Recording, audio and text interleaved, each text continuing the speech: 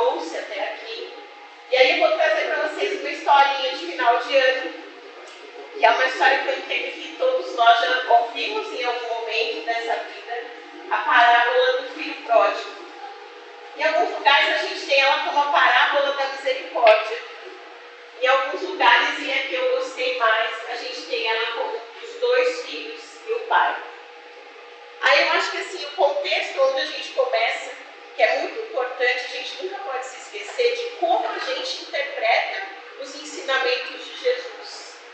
E aí, num dado momento, Kardec, que foi aquele cara persistente, disse que ele era, como é que eles diziam de Kardec? Kardec era bom senso encarnado, então ele teve toda uma técnica para poder catalogar todas as perguntas, todas as respostas do plano espiritual.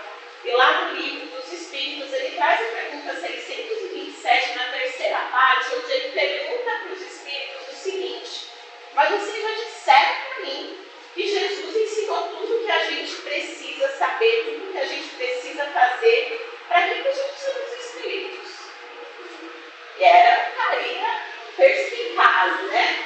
Perguntar isso de cara assim para os Espíritos.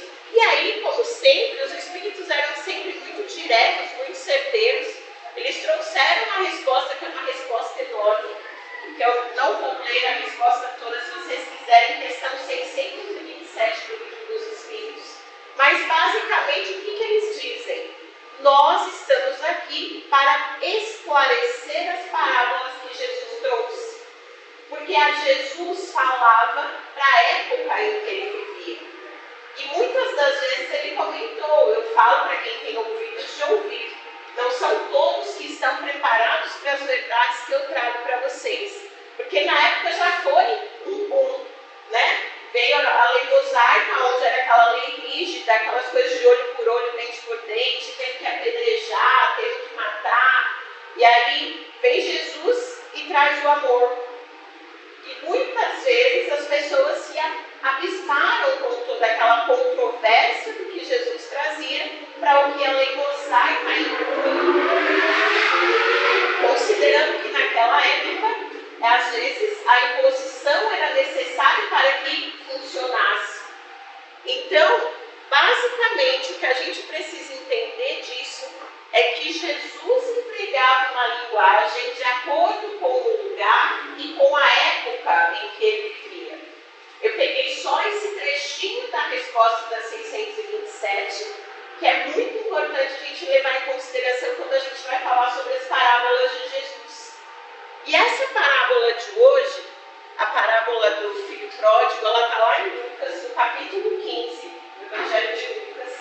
Diz que o Evangelho de Lucas é o evangelho mais misericordioso que tem em todas as escrituras dos evangelistas. E Lucas começa, porque a passagem do filho pródigo, ela é do 11 ao 13. E ele começa esse capítulo 15, que são esses dois versículos, que é o 1 e o 2, e ele traz assim, ó: e chegavam-se a eles todos os publicanos e pecadores para ouvir.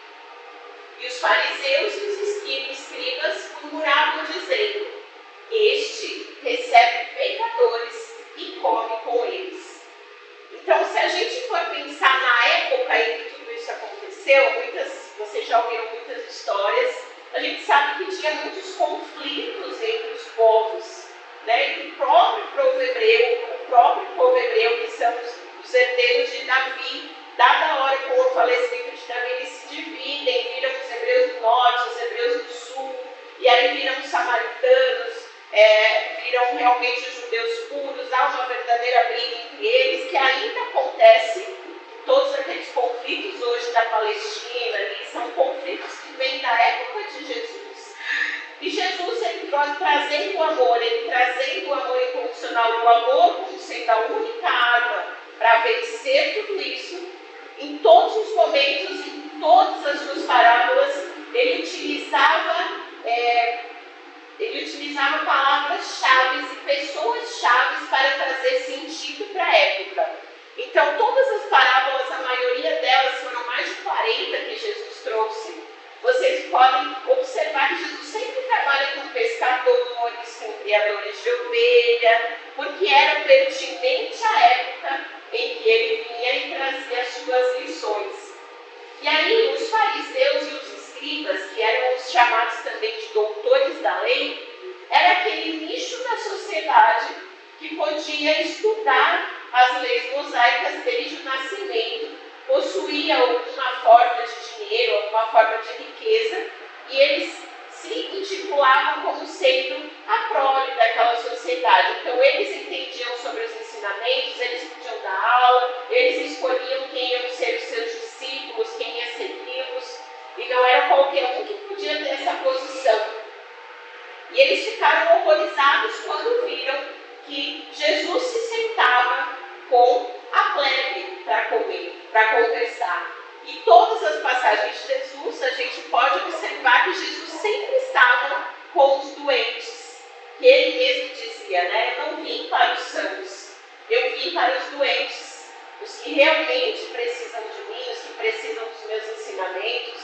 E de tudo que a gente estuda, uma das grandes decepções de Jesus foi sempre ter esses homens da lei, esses doutores da lei, que sabiam todas as leis mosaicas de cabo a rabo, decorado dentro da cabeça deles ali. Era mais de 630 mandamentos. Então, fora aqueles 10 mandamentos que Moisés deixou gravado em pedra, que eram os 10 mandamentos de Deus, ele também fez mais 630 e poucos mandamentos para fazer com que a sociedade funcionasse, porque quando ele liberta o povo judeu de Roma, alguém precisava criar leis.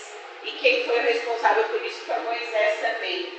E aí, esses senhores da lei, esses escribas, os fariseus, eles sabiam e eles estudavam todas essas leis. E eles nunca deram chance para Jesus. Pelo contrário, os poucos anos que Jesus veio e trouxe todas as lições, eles eram os que sempre estavam ali dispostos para puxar o tapete de Jesus e falar, ele tem alguma coisa que não é, ao invés de apoiar, ao invés de incentivar. E aí quem estava ao lado de Jesus normalmente eram os doentes. Os doentes, a gente diz, as pessoas que ainda estavam buscando conhecimento, as pessoas que ainda não tinham se encontrado em religião, que ainda podiam de uma forma ou de outra trazer pecados dentro de si, como foi o caso dos apóstolos. Então todos os apóstolos de Jesus tinham os seus problemas, Maria Madalena, com a parte da prostituição, e assim por diante, cada um deles tinha algo que Jesus veio e os libertou. Então se diz que eles estavam a um passo de se libertar, só estavam ainda acorrentados pelo pensamento, pelo negativismo, mas eles já tinham passado por todas as provações que eles precisavam, e Jesus só veio dar aquela cereja de bolo, a gente diz, né? Então o bolo já estava todo lá perfeito, os discípulos já estavam todos voltados, e Jesus só veio dar aquela chance que a sociedade da época não dava. E assim construiu os 12 discípulos, o discipulado de Jesus. E aí, nessa passagem, Jesus vem com 3 parábolas. Ele vem com a parábola da ovelha perdida, logo depois dessas 2 passagens, ele começa com a parábola da ovelha perdida, que mais ou menos conta a história de um pastor que tinha 100 ovelhas, e na volta do pasto, ele trazendo as ovelhas, uma se perde, ele larga as 99 lá, porque elas estão em grupo, elas vão se proteger, nada de mal vai acontecer, e preocupado com aquela que se desgarrou e se perdeu, ele vai atrás dela para trazê-la de volta. Aí ele usa uma proporção de 100 para 1. Depois ele vem com a história das dracmas perdidas. Ele já faz de 100 para 10, 10 para 1. É a história de uma mulher que tinha 10 dracmas, na época era a moeda deles, e ela perde uma daquelas dracmas, e não importa o quanto tempo ela levou, ela revirou a casa dela de cabeça para baixo para encontrar a dracma que ela perdeu.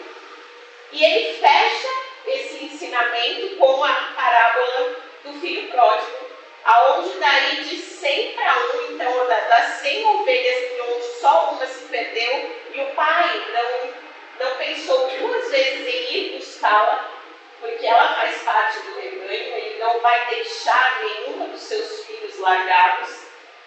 ele traz a proporção de 2:1, onde ele traz os 2 filhos e um pai. E aí eu vou trazer um pouquinho da história muito rapidamente, não é exatamente um texto ao pé da letra, se depois vocês quiserem, peguem lá Lucas capítulo 15, versículos 12 a 13, 12 a 15, se eu não me engano. E a história diz mais ou menos assim: era um homem com 2 filhos. E naquela época, como a gente vê todos os escritos, não existia Patrícia, existia a filha do Rodrigues, né? Então, existia, me chamavam Patrícia, mas não, é a filha do Rodrigues. Aí nasceria, o meu filho não era o Christian, é o filho da Patrícia, que é a filha do Rodrigues. Então, o ancião, que era o primogênito ali, né, a essência daquela família, era o pivô de tudo. Era sempre aquela pessoa principal. E dentro daquela sociedade, da época de Moisés, o homem era o que tinha o destaque, era o que podia ler, era o que podia escrever, era o que podia fazer negociações, e a mulher era reclusa às atividades da casa, do lar. Então, normalmente a mulher não aprendia a ler, a mulher não podia se inteirar das leis mosaicas, porque não era permitido, a mulher apenas obedecia ao homem. E aí, esse homem com esses 2 filhos, um dia, eles tinham lá muitas terras, cultivavam plantas, cultivavam gados. Um dia o filho mais novo chegou e disse: pai, me dá a minha parte da herança aí, que eu estou de saco cheio aqui dessa vida. Eu quero viver minha vida do jeito que eu bem entender. Para a época e para o contexto disso, o filho mais novo tomar essa atitude, o que vocês acham que aconteceria com ele? Pode falar o que você pensou. Melhor não. Ele seria expulso, né? O pai o deserdaria. O pai diria para ele o quê? Por quê? Porque a gente, nessa época, a herança só acontecia com o falecimento do pai. Então, o filho querer essa herança com o pai vivo, já diz ali: eu não quero saber de você. Para mim, você está morto. Me dá o que é meu, me deixa viver minha vida do jeito que eu bem entender, que eu sei o que eu faço dela. O filho mais novo. O que é um detalhe muito importante. Porque nós todos, hoje, com nossa vivência, sabemos que o filho mais novo, assim como cada um de nós, com os nossos 16, 17, 18 anos, não temos nem noção ainda do que é realmente a vida. Um ou outro que é obrigado a crescer mais rapidamente, né, mais primariamente, pode ter essa noção, mas a maior parte de nós não sabe de nada ainda. A gente ainda está começando as nossas experiências. Então, esse filho mais novo fala para esse pai. Então, aí já vem o primeiro ponto, que Jesus todo mundo falou: como assim, Jesus? Isso não é possível. Por quê? Porque Jesus diz que esse pai divide essa herança exatamente em 2 partes, porque ele tem os 2 filhos, e dá a parte devida de cada um, e diz: façam o que vocês acharem melhor. Qual é o outro nome desse façam o que vocês acharem melhor? Que a gente ouve muito aqui na doutrina espírita. Livre-arbítrio. Isso. Então, esse pai, nessa época, já tinha condições de dar aos filhos o livre-arbítrio. Se é da sua vontade, se é o que você espera para o seu futuro, pega a sua parte na herança e vai ser feliz. Por quê? Porque a gente ouve dizer: Deus é um pai amoroso, Deus é um pai justo, Deus é um pai que vai permitir com que seus filhos escolham os seus próprios caminhos. A gente escolhe o que é certo. Na maior parte das vezes a gente erra. A gente até tenta, chega lá com a bola na cara do gol. E daí não sei o que acontece, se a perna bambeia, o que é, a gente se perde, tropica, pisa na bola, vai pro lado, mas não faz o gol. Muitos de nós sabemos de todos esses espíritos que a gente tem, voltamos à nossa pátria espiritual nem como completistas. Então, viemos para a encarnação para completar algo que não conseguimos e vivemos uma vida de 80, 90, agora estamos chegando aos 100 anos, né? E voltamos para a pátria e não conseguimos completar o que a gente veio. Às vezes a gente vê assim, ó, eu só vim para tirar essa água daqui e colocar aqui. Eu vivo 90 anos e eu não consigo completar isso.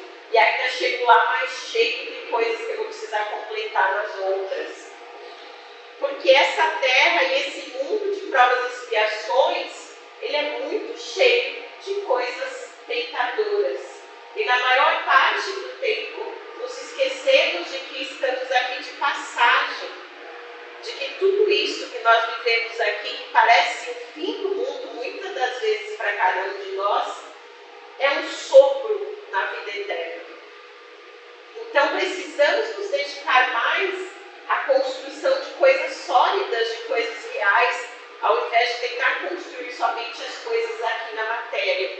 E aí, como a cidade era pequena, então vocês pensam, Sorocaba hoje já está grande, vai, quase 1 milhão de habitantes, a gente deve estar batendo aí. Mas se vocês pensarem numa cidadezinha pequena, com 100 mil habitantes, 80 mil habitantes, hoje, quando alguém faz alguma coisa, esses 80 mil habitantes sabem, né? Um conhece o outro, né? Imagine nessa época de Jesus, que devia ser o quê? Umas 100 pessoas, sei lá, umas 1000 pessoas, o povoado que eles tinham ali em Nazaré. Tanto que quando Jesus chega falando que vem plantar o reino de Deus, André, né, que é um dos discípulos, fala, mas aqui não tem ninguém, aqui é um povoado tão pequeno, como é que você vai conseguir implantar o reino de Deus aqui, né? E o irmão dele fala para ele, calma, André, que é o Simão, tem muitos povoados em volta da gente aqui, então acho que ele está querendo pegar todos esses povoados. Então deveria ser um povoado pequeno, sei lá, podemos dizer em torno de 1000 pessoas. Aí imagine um pai que vivia tudo aquilo que a gente está falando nessa época, onde o filho pede a herança com ele em vida, o filho mais novo, e o pai dá essa herança para ele. O que essa cidade vai fazer com esse cara? Vocês acham que ele vai ter oportunidade em algum lugar? Vocês acham que ele vai entrar em algum lugar e as pessoas vão olhar para ele? Provavelmente não. Então o que esse jovem rapaz faz? Ele espera alguns dias, junta tudo que é dele lá, tudo que o pai dele deu para ele, ó, vai embora. Vai embora para Araçoiaba da Serra ali, né? Dá um pulinho ali, Araçoiaba da Serra, onde ninguém conhece, onde provavelmente ninguém sabe o que aconteceu, e vai fazer o que ele disse que ia fazer com a herança dele. E aí, quem me diz o que esse homem fez?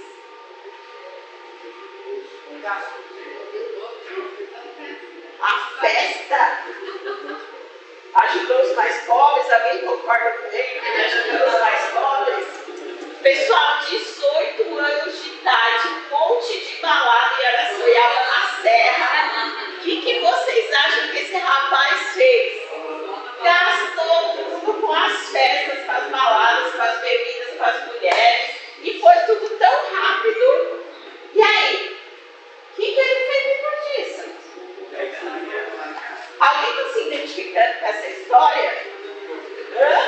Alguém de nós aqui já passou umas 5, 6, 10 vezes por essa história, não é? Porque quantas vezes a gente não pensa que vai resolver tudo, de repente indo embora, de repente mudando de cidade, de repente deixando o emprego para trás, e aí na nova oportunidade, na nova possibilidade, é tudo igual, gente.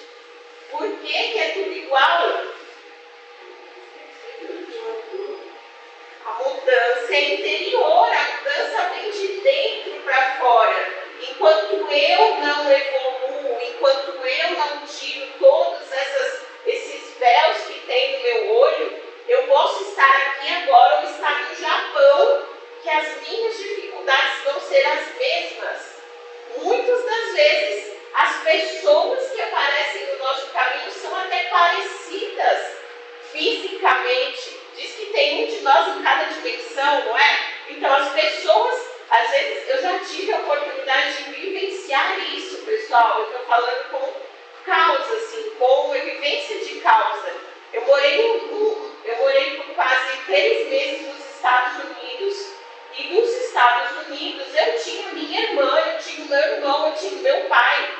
Eu não tinha ninguém da minha família. Eu fui sozinha para passar, fazer um intercâmbio, ficar um tempo lá, aprender uma outra língua. E aquelas mesmas situações que eu vivia aqui no Brasil, eu vivia nos Estados Unidos. Por quê, gente? Eu sempre falo para vocês, a gente tem uma antena aqui.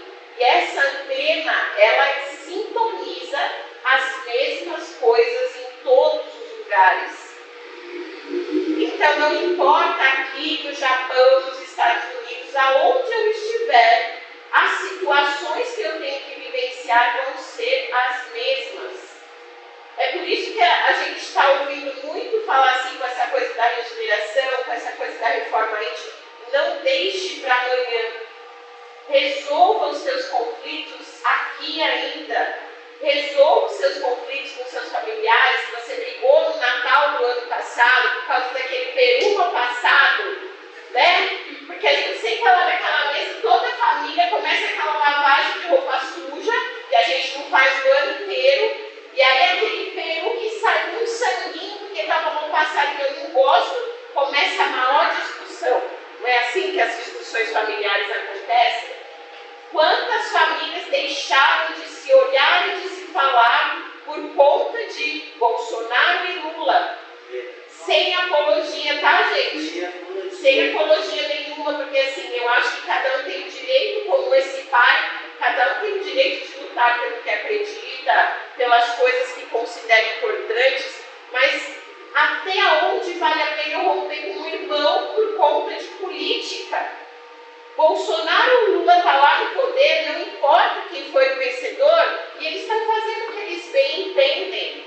Eles estão tentando também dar o melhor de cada um deles, que pode não ser suficiente para nós hoje, mas é o melhor que eles podem dar. Assim como cada um de nós está tentando dar o seu melhor. Então, não deixe essa reconciliação para o Natal de 2030. Já chega em casa e pensa assim, puxa, quem é que eu estou precisando reconciliar? E aproveita essa época, que essa época todo mundo é bonzinho, todo mundo compra um presentinho lá, pede perdão, e a gente tem a desculpa que é o Natal. Olha, não tem nem que ter orgulho. A gente até esquece que hoje, gente, é Natal, Jesus nasceu, né? Vamos nos reconciliar, vamos fazer as pazes com as pessoas. E aí, depois que esse ser aí perdeu tudo na farra, ele vai procurar um emprego, porque, né, ele tem que sobreviver. Aí ele consegue um emprego em uma fazenda, porque teve um grande período de fome, onde ele estava lá em Araçoiaba, deu aquela geada, acabou com todas as plantações. Aí ele vai procurar um lugar que dê algum trabalho para ele e consegue um único trabalho com um rapaz para cuidar dos porcos.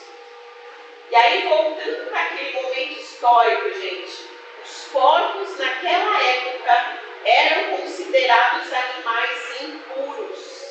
Eles ficavam basicamente com o resto na sua alimentação. Ainda hoje, se a gente for parar para pensar, tem muita gente que não come carne de porco por conta dessa coisa da impureza. E ainda, se a gente ainda se ocupa a falar, mas cozinha mais a carne do porco, porque pode ter, tem um bichinho lá que dá na carne do porco, né? Então, a gente ainda traz dos primórdios da época de Jesus, então há mais de 2000 anos atrás, a ideia de que o porco é um ser impuro. Imagine naquela época. E aí ele sem dinheiro, sem roupa, sem ter o que fazer, o que vocês acham que ele vai comer? Foi comer a comida dos porcos. E aí na primeira lavagem de porcos que ele foi comer, o que ele pensou ali, todo sentado, cabisbaixo? Ai, o que é que eu fui fazer, hein? Aqueles jornaleiros lá da fazenda do meu pai, que cumprem a jornada diária lá, comem melhor do que eu. vivem melhor do que eu. E eu achando que tendo meu dinheiro ia resolver a minha vida, não durou nem um mês, acabei tudo com dinheiro na faca. E agora não tenho amigo, não tenho dinheiro, não tenho mulher, não tenho o que fazer, não tenho o que comer. O que eu vou fazer agora? O que vocês fariam? Esquece o orgulho, tá? Mas o que vocês fariam? Voltar, não é, pai? Pelo amor de Deus, me perdoa. Porque assim, eu não consigo viver sem teu apoio. Você pode me pôr aí para fazer a mesma coisa que seus trabalhadores fazem. Ganhar o mesmo que você paga para eles. Não tem problema, eu não quero mais, não preciso ser o seu filho. Mas me dá a oportunidade de viver aqui com o Senhor. E aí ele planeja tudo ali na cabeça dele, como ele vai fazer aquilo, como ele vai se desculpar. Ele realmente se arrependeu. A história conta que ele realmente se arrepende, porque essa ideia de estar com os corpos é a ideia de que ele está no fundo do poço. Aquele fundo do poço que não tem mais para onde ir. E aí nesse momento ele cai em si. Diz bem assim na parábola, ele cai em si, então ele olha para si mesmo, ele vê quem é aquela pessoa e ele fala, eu preciso do perdão, tanto do meu pai que está no céu, quanto do meu pai que está aqui na terra, porque eu peguei contra os dois, porque a lei mosaica já dizia que tinha que honrar pai e mãe. E aí ele faz toda aquela coisa lá na cabeça dele, cria coragem, sem tomar nenhuma, hein, gente? Ele cria coragem mesmo. Pega as trouxinhas dele lá e volta para a casa do pai. Imagina como foi essa caminhada de Araçoiaba até Sorocaba, com todas essas coisas fervilhando na cabeça. Esse ser deve ter passado uma caminhada difícil. Deve ter sido aquela caminhada que dura 5 minutos e durou uma eternidade até chegar. E aí, quando ele chega lá na casa do pai dele, um outro ponto que ele traz na parábola, que é muito importante também, a parábola diz assim, e o pai dele, avistando ele ao longe, corre para abraçá-lo. E é algo inconcebível. Naquela época, jamais o manda-chuva de tudo ia correr atrás do filho que pediu a herança, que sumiu um tempão, e que está voltando aos farrapilhos, né? Porque ele vê aquela pessoa voltando de longe, ele vê, é o meu filho, mas não tinha mais a roupa, estava toda suja, rasgada, aquele homem emagrecido, e ele assim mesmo corre ao seu encontro e abraça eternamente, abraça com muito amor, com muito carinho, e aí ele diz, o filho, aí na hora o filho dele, o que ele faz? Ele planejou tudo aquilo no caminho dele, ele se ajoelha, se arrepende, pede perdão a Deus, pede perdão ao pai, e pede para que o pai dele deixe que ele seja um dos seus trabalhadores, um dos seus escravos ali daquela fazenda que ele comandava. E aí o pai dele meio que atônito ainda com a volta do filho, com aquela emoção à flor da pele, ele acho que não ouviu nada do que o filho dele falou, e ele só vai lá e fala para os servos dele, pessoal, rápido, coloca esse menino no banho, põe uma roupa nele, põe uma sandália no pé, devolve o anel do dedo dele, que é o que diz que ele é o meu filho, que ele é o meu herdeiro, vai lá, mata o bezerro melhor que a gente tiver e vamos comemorar. Vamos comemorar porque um filho meu que estava morto, ele voltou, e isso é o que importa. E aí o pequeno se, né? Como assim, pai? Não, filho, vai lá, vai tomar seu banho, vai se trocar, se prepara e vem para a festa para a gente comemorar a sua volta. E aí a gente tem um pai, que é aquele pai que a gente às vezes se pergunta se ele cuida da gente mesmo. Às vezes a nossa vida está dando tudo errado. Trabalho não vai, casa está difícil. E aí a gente perguntou ao pai, você está aí, você está me olhando? E ele está, viu, gente? Ele sempre está olhando a gente, ele sempre está cuidando da gente. E é esse pai representado nessa parábola. Ele nunca vai abandonar nenhum dos seus. Ele sempre vai permitir a volta de cada um de nós. Não importa o tempo que a gente leve para voltar. Ele é tão bom e Ele é tão amoroso que Ele nos permite partir para fazer o que a gente bem entender, para aprender as lições da forma como que a gente quiser, demorar o tempo que for preciso, e Ele vai estar lá na volta esperando a gente. E aí, aquela pessoa que estava escondida lá, trabalhando, carpindo, na fazenda, o irmão mais velho, volta do dia de trabalho para casa, vê aquele bagunça, aquela música e gente para lá e para cá, e ele pergunta para o céu, o que está acontecendo, né? Por que está acontecendo tudo isso aí na casa do pai? O que está vendo? E daí o céu fala para ele, estamos em festa, venha comemorar conosco, teu irmão voltou. Seu pai pediu para que a gente pegasse o melhor bezerro que tivesse e fizesse uma recepção calorosa, porque ele estava emagrecido, ele estava sujo. E aí, o que vocês acham que esse irmão mais velho fez? Aquele mesmo irmão mais velho, pensem, hein? Hoje a gente já tem isso. Ainda tem isso. O irmão mais velho, normalmente é o que sucede o pai. Então, na ausência do pai, o filho mais velho é quem assume os compromissos da casa. Sustenta a casa, orienta os irmãos mais novos. Então, quando esse irmão mais novo pede a parte dele da herança lá no começo, o que esse irmão mais velho fez? Fez o que era devido? Ele só ficou quieto e concordou, né? Se bobear, ainda estava pensando na cabeça dele, vai embora logo, vai ficar tudo para mim. Porque, não é? Porque assim, o que o irmão mais velho deveria ter feito? Ele deveria ter feito, irmão, não faz isso. A gente está na casa do pai, a gente tem que ficar com o pai, né? Então você vê que os dois filhos tinham algum distanciamento desse pai. Não era só o que pediu a herança e partiu. O que pediu a herança e partiu, ele teve coragem de fazer o que ele queria. O outro não. Tanto que o que acontece logo em seguida? Ele fica muito nervoso e com raiva.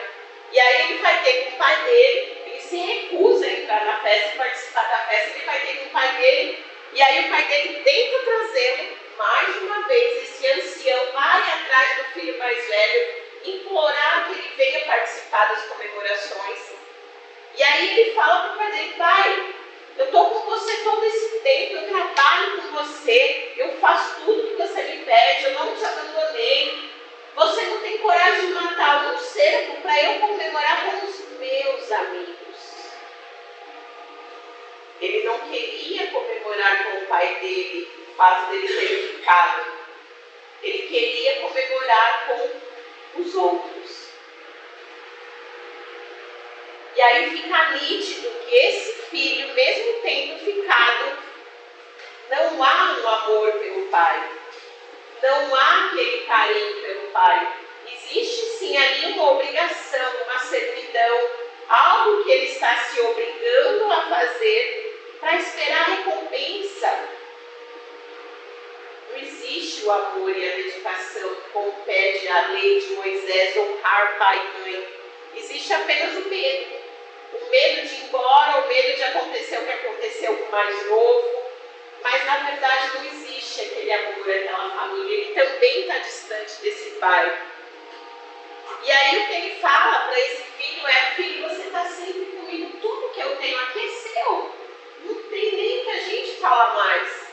Né? Quando eu me for dessa vida, você vai continuar seguindo tudo isso aqui que você cuida, que você cultiva. E aí a gente precisa festejar porque o irmão estava morto e ele voltou. E ainda assim esse irmão não se apega e ele continua na postura dele de não vou participar, não quero. Ele foi o que aprontou e eu sou o que está aqui fazendo as coisas certas, irredutível ali. Então essa é a história, a parábola do filho pródigo. O pródigo, eu até fui procurar no dicionário porque eu até confundi um pouco, né, com aquele primogênito, que a palavra é muito parecida, primogênito e pródigo, mas o pródigo é aquele que gasta excessivamente sem necessidade. isso que é a parábola do filho pródigo. E aí essa lição Jesus trouxe, e eu trago para a gente, já passando do meu horário, que eu sempre faço isso, para a gente interpretar um pouquinho cada um desses personagens, o filho mais novo. Então, nessa história toda, a gente tem esse filho mais novo, que é o que a gente falou, está naquela idade onde está aprendendo as coisas, onde está conhecendo tudo, os hormônios à flor da pele. Ele quer bagunça, quer botar tudo isso para fora, quer conversar, quer gritar para o mundo, ele não quer o pai. A gente estava até comentando do meu filho, hoje ele vem comigo, hoje ele aprende, eu levo na evangelização, mas chega aquela faixa de idade, que é a faixa da faculdade, né, onde eles têm que estudar muito, vestibular, essas coisas todas, e normalmente nessa época eles se afastam da doutrina, não importa ela qual seja, porque eles se dedicam ao estudo, às festas, às baladas, aos amigos, às bebidas, às coisas todas, que nós todos passamos pelas mesmas situações. E aí alguns deles se perdem e alguns deles voltam e ficam no caminho sempre. Tem a história de Arthur Valadares, que é um dos grandes palestrantes que a gente tem hoje aí. Arthur Valadares, ele conta essa história, ele conta que ele cresceu na evangelização e na época da faculdade ele se perdeu, ele se revoltou, ele não quis saber mais de nada do espiritismo e foi para a vida. E passou os maus bocados, caiu lá no fundo do poço. Eu tive uma palestra dele, ele conta essa história mesmo. E por volta dos 23, 24 anos, quando ele não sabia mais o que ele fazia, o que ele ia fazer, a vida chama de volta e ele aceita o chamado da vida e volta para as palestras. E aí ele não parou mais. Então hoje ele é um grande palestrante, ele fundou o núcleo de estudos espíritas do Evangelho segundo o Espiritismo, que é o NEP. O NEP Paulo de Tarso, e do NEP Paulo de Tarso foram surgindo muitos outros NEPs. A gente tem um aqui que eu conheço de Sorocaba, que é o de Maria de Magdala, são as meninas que a gente convive, tudo também é um grupo voltado somente para o estudo do Evangelho.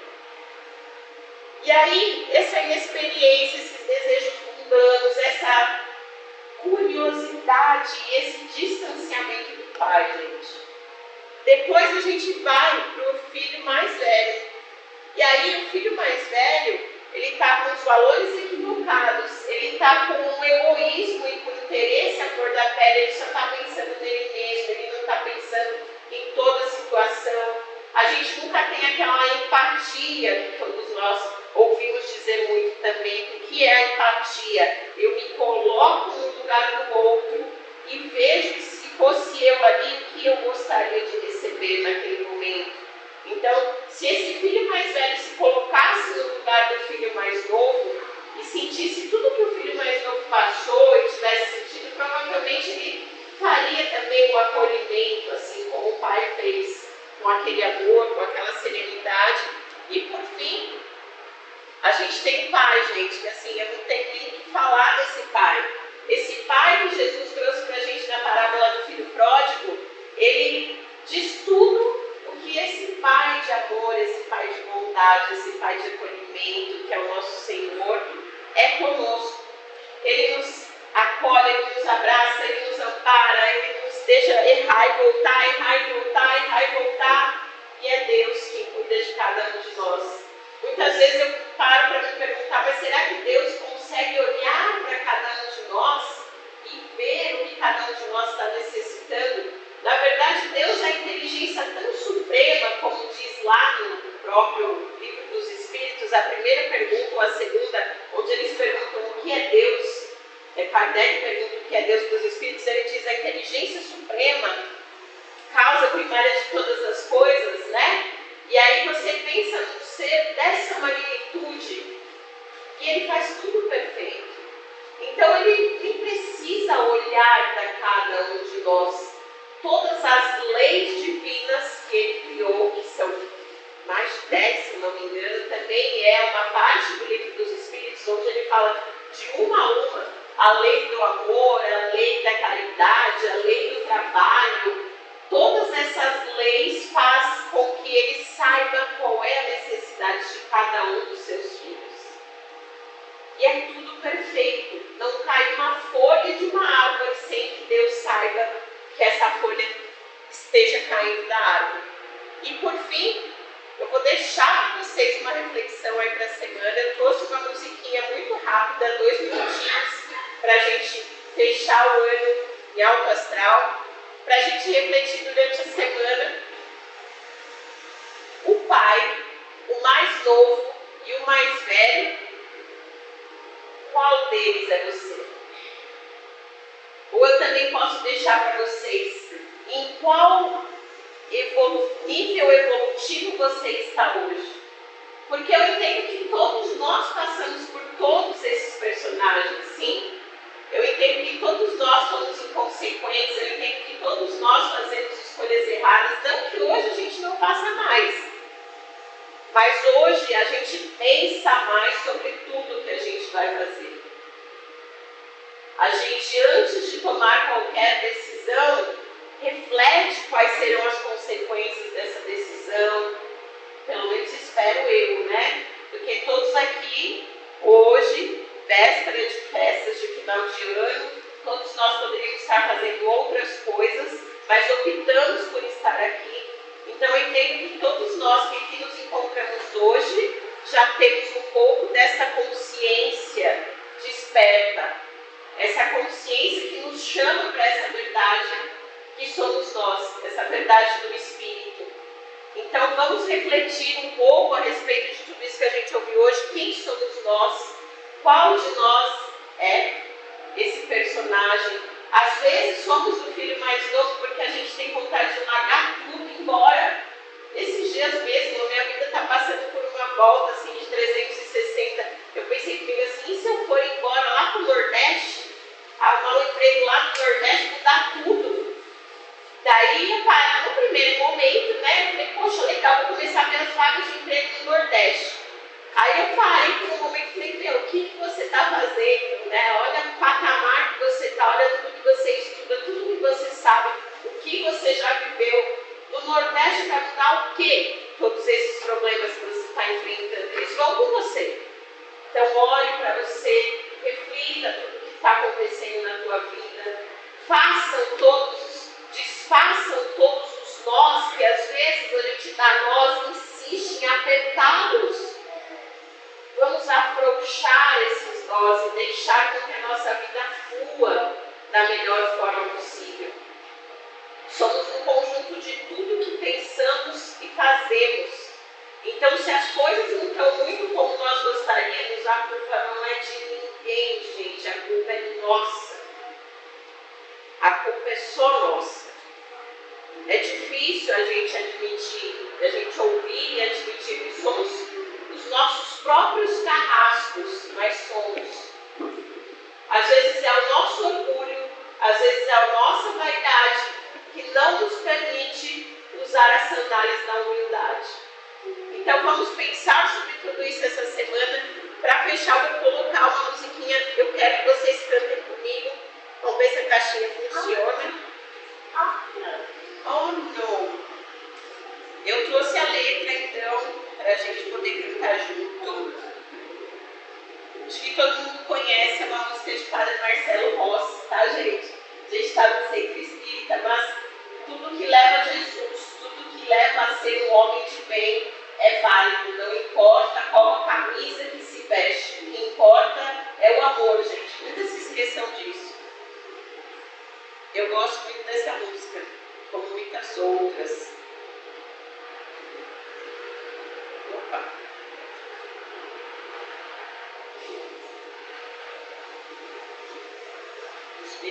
Vou pôr essa outra aqui, que eu acho que é aquela ali.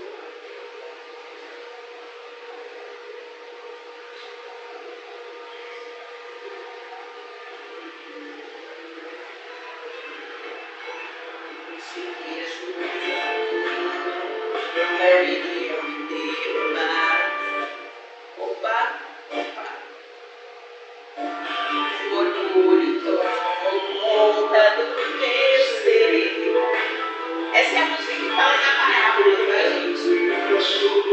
Vou pular aquela parte do filho mais novo. Foi embora, descampar e não me perdeu.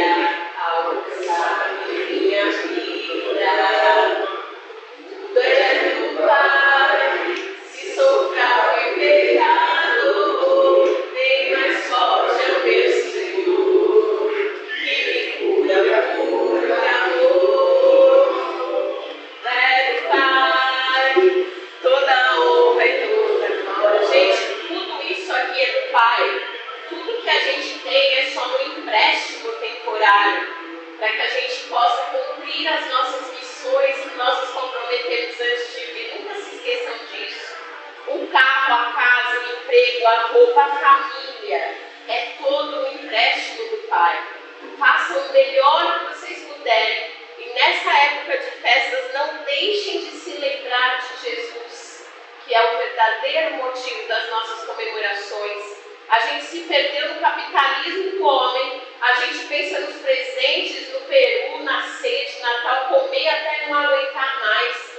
Mas o verdadeiro motivo das nossas comemorações é que há 2000 anos atrás, um cara perfeito que não precisava ergueu a mão e falou: eu amo meus irmãos e eu vou dar a vida por eles.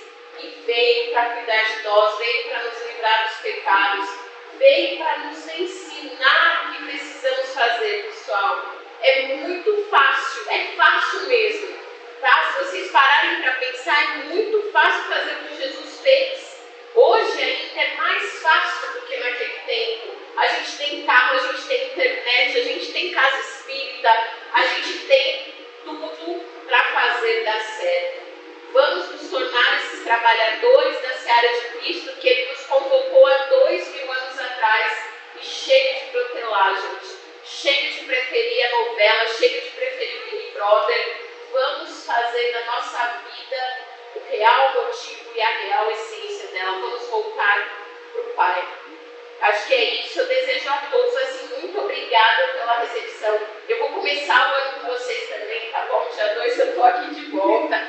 Se vocês quiserem ouvir sobre alguma coisa, pode falar com as meninas, bota no grupo, as meninas me avisam, porque os temas eu vou escolhendo, mas se vocês tiverem algo que vocês querem ouvir mais a respeito, pode me pedir, porque eu estudo, tá, gente? Eu estudo, eu aprendo e eu trago para vocês o que eu puder trazer. Então, ótimas festas para todo mundo. Que Deus esteja, que Jesus esteja do lado de cada um de vocês, abençoando e iluminando, colocando todo aquele pozinho de pirim-pirim na sua ceia,